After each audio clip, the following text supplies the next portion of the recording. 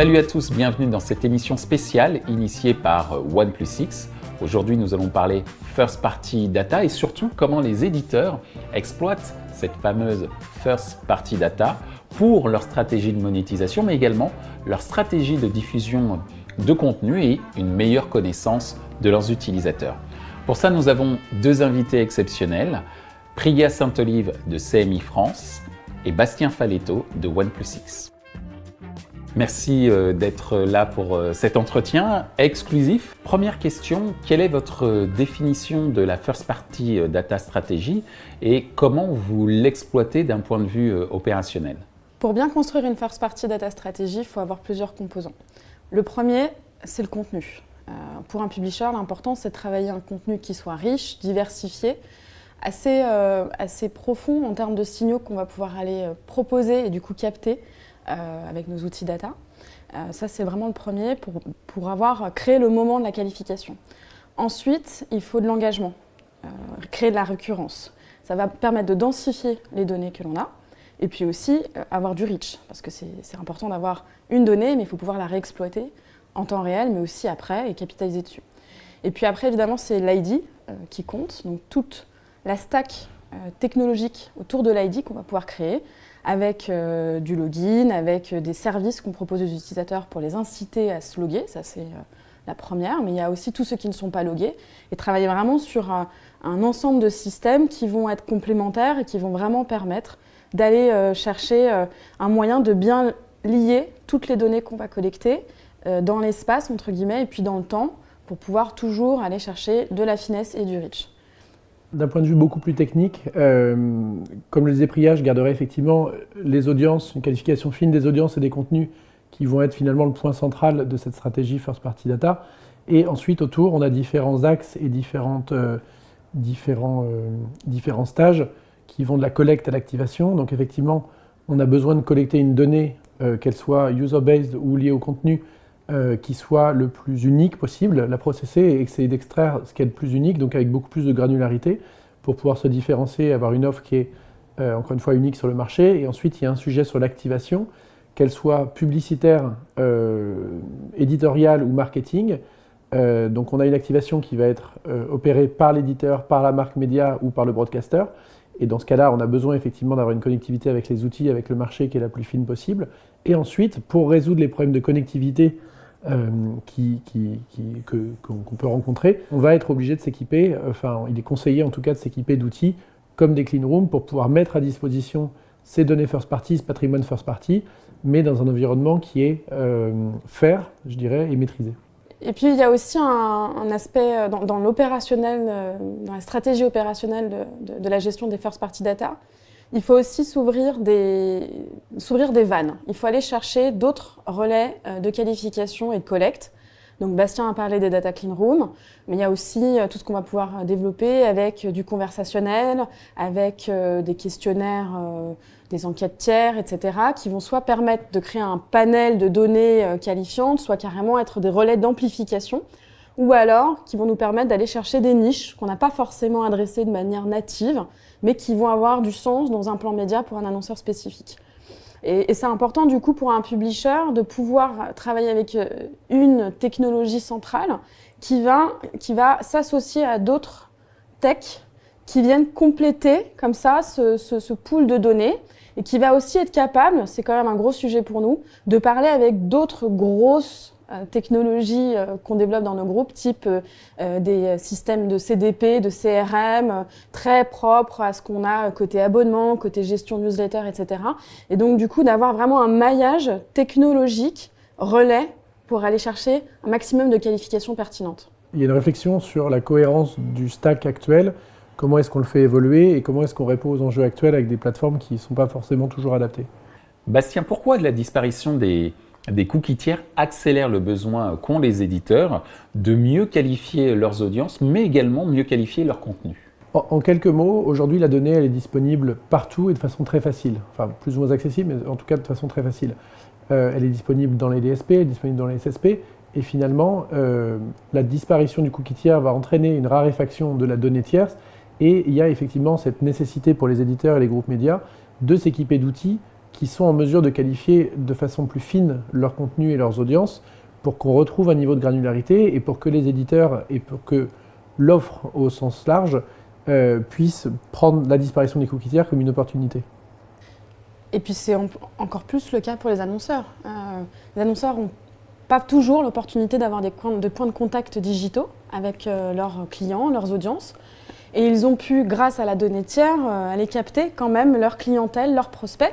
Mais avec cette disparition des cookies tiers, comment est-ce qu'ils vont faire ? Ils vont avoir vraiment besoin des publishers qui sont, eux, énormes pourvoyeurs de data, pour aller chercher, retrouver ces audiences-là par un canal qui est peut-être un peu plus en droite ligne, plus simple, mais beaucoup plus efficace aussi. Et donc, la disparition des cookies tiers, c'est aussi une grosse transformation pour les annonceurs et ils ont besoin des publishers pour aller justement continuer ce travail de tri, de qualification, de sélection fine et puis aussi d'amplification de leurs messages publicitaires. On en a déjà un petit peu parlé, mais aujourd'hui, la raison pour laquelle les internautes viennent sur Internet, c'est pour consommer des contenus de qualité. Et donc, c'est vraiment du côté des éditeurs, des broadcasters, des groupes médias au sens large, qu'on a cette connaissance client et qu'on va pouvoir la partager, toujours de façon plus ou moins sécurisée et avec effectivement la demande. Ouais. Et en plus, c'est l'opportunité pour tout le monde d'avoir une vision très riche, un portrait des clients, des audiences, que ce soit pour un annonceur, que ce soit sur une thématique donnée, et aussi de voir leurs évolutions. Ça, c'est assez important quand on voit ce monde qui change si vite. C'est hyper important de pouvoir vraiment comprendre à qui on parle, ce que tout seul, on ne peut pas faire, mais il faut pouvoir justement, les publishers, ils ont cette capacité d'avoir vraiment une vision hyper complète et plurielle des lecteurs, des consommateurs. Pourquoi qualifier les audiences et les contenus devient un enjeu central pour les groupes médias et pas seulement dans le cadre de leur stratégie de monétisation d'ailleurs ? Il y a quelques temps, la data, c'était un add-on dans les plans médias. On venait acheter du contexte, acheter du display, des éléments ou de la vidéo, enfin du média, et puis on venait affiner ce plan avec une couche de data. Avec tout ce qui s'est passé autour des GAFA, qui en fait de facto proposent d'abord de la data, et un contexte qui est assez simple, assez neutre, c'est devenu une habitude. On ne peut plus se passer de qualification data, de dire j'ai besoin de telle cible dans ce plan avec tel contexte. Et donc du coup aujourd'hui, l'enjeu de qualifier la data, de qualifier nos users, il y a un côté nécessité de facto dans nos actions de monétisation parce que c'est une demande standard maintenant. C'est plus un add-on, c'est une base. Et puis aussi, il n'y a pas que la monétisation en effet publicitaire, il y a aussi tout le travail éditorial autour de l'abonnement, autour de la personnalisation des contenus, autour de l'engagement. Et donc du coup, cette data, elle vient aussi servir directement les besoins des éditeurs pour continuer à servir de bons contenus, engageants, diversifiés aussi. Voilà, c'est ce maillage-là qui est très important. Quand on parle de data, je te rejoins là-dessus, quand on parle de data, on parle souvent de contenu et on parle peu des contenants, mais c'est des deux sujets qui sont assez liés. On a un besoin pour les éditeurs et non plus seulement pour les régies de garder un lien avec ces audiences, de les comprendre, de les affiner et d'avoir une vision qui est beaucoup plus fine. Et je ne sais pas si tu me rejoindras là-dessus, mais depuis quelques mois, on a aussi une disparition de ces stratégies qui étaient à l'époque purement orientées vers l'abonnement ou purement orientées vers la monétisation en termes de balance et de revenus. On est beaucoup moins blanc et noir maintenant, on est beaucoup plus sur des réflexions qui sont liées et finalement des qualifications des audiences en fonction d'un niveau d'engagement et dans ce qu'on leur propose aussi. C'est-à-dire que tout le monde s'est rendu compte que des stratégies d'abonnement qui se développent vont aider la monétisation et que la monétisation aide aussi à finalement adresser des messages différents et des niveaux d'expérience différents à des typologies d'audiences différentes aussi.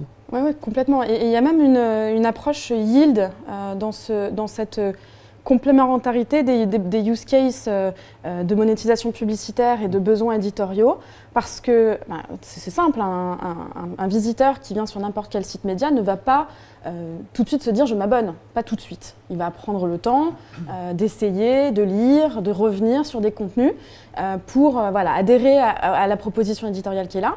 Et donc ça ne sert à rien de lui proposer trop vite un abonnement. Il faut attendre. Et puis il faut aussi attendre de comprendre qui il est pour lui proposer les formules qui vont bien.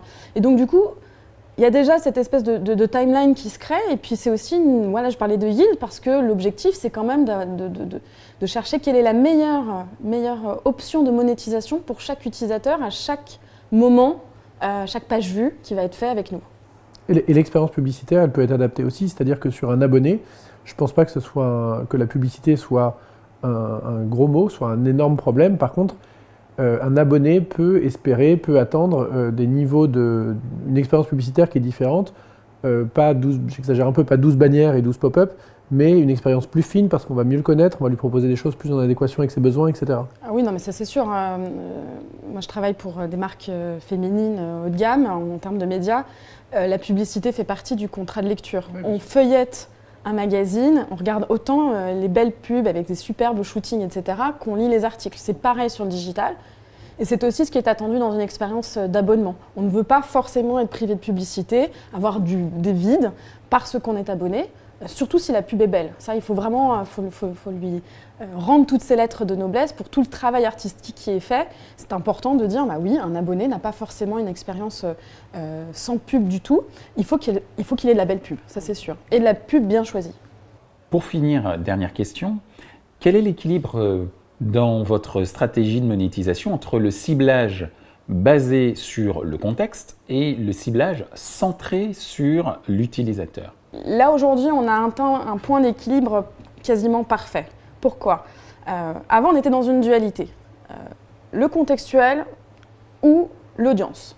Aujourd'hui, ce que nous, on observe en tout cas, c'est que les deux sont complètement superposés, complémentaires et superposés. Alors, quand ils sont superposés, c'est parce que la data devient un élément de réassurance pour l'annonceur qui dit je veux être dans tel contexte parce que ça correspond à mon ADN en tant que marque, ça correspond à ma stratégie média, je suis à l'aise avec ce contexte et la data vient aussi ajouter cette certification que je vais avoir la certitude en tant qu'annonceur que je vais toucher la bonne audience.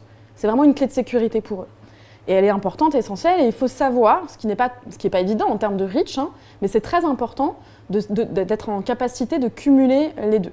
Ça, c'est sur la superposition. Et puis sur la complémentarité, avec la fin des cookies tiers, on a quand même vraiment une question de comment est-ce qu'on peut vraiment tirer parti de chaque moment avec un lecteur, toujours dans le respect de la privacy, ça c'est forcément une base.